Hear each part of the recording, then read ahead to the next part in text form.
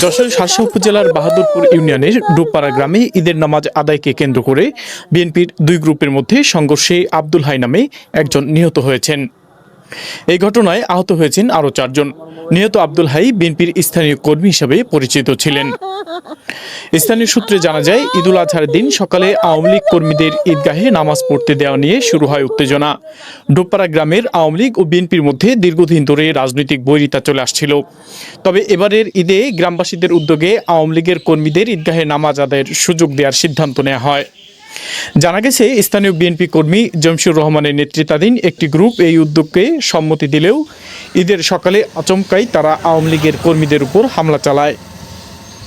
এতে বাধা দিতে গেলে জামশেদ গ্রুপের সঙ্গে বিএনপির অপর এক গ্রুপ ওয়ার্ড সভাপতি আসাদুজ্জামান আশায়ের অনুসারীদের মধ্যে কথা কাটাকাটি এবং ধাক্কাধাক্কির ঘটনা ঘটে। সিদ্ধান্ত হলো আমরা ঈদের পরে একটা বসে সুন্দর পরিবেশ তৈরি করে আমরা একটা মীমাংসার পরে যাব, যাতে সবাই মিলে এক গ্রামে একই সাথে বসবাস করতে পারি। সাধারণত আমাদের একটা গ্যাম ঝামেলা হলো ঈদগাহ ময়দানে, সেই জায়গাটায় পরিবেশ করে আমাদের দিনখান দিয়ে দিয়েছে। দিনখান দেওয়ার পরে তারা বিভিন্ন জায়গার ইউনিট তৈরি করে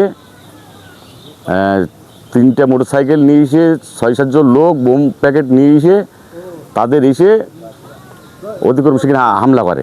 সাহেব বলে একটা ছেলে, সে ওই ঈদগাহ সভাপতি বলেন, তারই ধরে মারছে। নামাজ পড়তে গেছে, যাওয়ার পরে আওয়ামী লীগের লোকের আর কি নামাজ পড়তে দেবে না, বিএনপির আর এক পক্ষের লোক।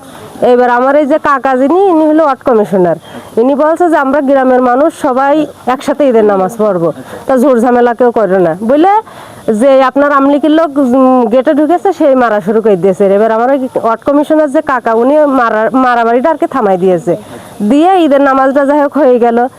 পরিস্থিতি তখনই উত্তপ্ত হয়ে ওঠে। এই ঘটনার রেশ থেকেই রাতে সংঘর্ষের চূড়ান্ত রূপ নেয়। রাত আনুমানিক 8টার দিকে জমশিউর রহমান গ্রুপ নিজেদের অনুসারী এবং কিছু ভাড়াটে লোকজন নিয়ে এসে ডুবপাড়ার জামতলা মোড়ে আশা গ্রুপের উপর সশস্ত্র হামলা চালায়। প্রত্যক্ষদর্শীরা জানান, ওই সময় বিস্ফোরণ ঘটানো হয়, যাতে ঘটনাস্থলেই আব্দুল হাই গুরুতর আহত হন। পরে তাকে শার্শা উপজেলা স্বাস্থ্য কমপ্লেক্সে নিয়ে গেলে চিকিৎসক মৃত ঘোষণা করেন। এদিকে জামশেদ গ্রুপের পক্ষ থেকে পাল্টা অভিযোগ করা হয়েছে, ঈদের দিন সকালে ঈদগাহের ঘটনার জের ধরে আশা গ্রুপের সদস্যরা তাদের বাড়িতে হামলা চালায়। এই ঘটনার পর থেকেই পারস্পরিক উত্তেজনা চরমে পৌঁছায়। সকালবেলা নামাজ পড়তে গিয়েছে, তারপরে ওনাদের সাথে আমাদের পুরনো ঝামেলা ছিল।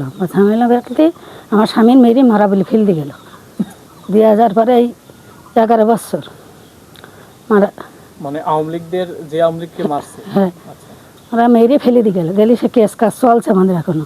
কালকে হঠাৎ আওয়ামী লীগের লোক সব, এই বিএমপির লোক, ওই যাদের মানুষ মারা গেছে, ওরাই সব ওদের টাকা খেয়ে ওদের সব তুলেছে। তোলার পর আমার বাড়িওয়ালা বলছে, কাল আমার মেয়ে ফেলাই দিলি মরা বলে, তা তোরা নামাজ পড়তে আছে, তাহলে তোরা পড়, আমি নামাজ পড়বো না বলে আমার ছেলে আর লোক বাড়ি আসছিল।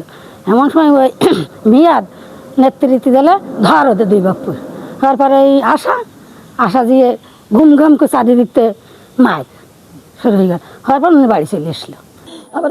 আব্দুল হাইয়ের পরিবারের দাবি, খুনিদেরকে যেন দ্রুত আইনের আওতায় এনে অতি দ্রুত তাদের ফাঁসি কার্যকর করা হয়। সুস্থ বিচার চাই, ফ্যামিলি 3 ফাঁসি চাই, খুনির আমরা বিচার চাই আর ফাঁসি চাই। পুলিশ ও প্রশাসনের পক্ষ থেকে জানানো হয়েছে, পরিস্থিতি বর্তমান নিয়ন্ত্রণে রয়েছে। ঘটনা তদন্ত চলছে এবং দোষীদের বিরুদ্ধে যথাযথ ব্যবস্থা নেওয়া হবে বলে জানিয়েছেন প্রশাসন। ইসমাইল হোসেন, নিউজ শার্শা।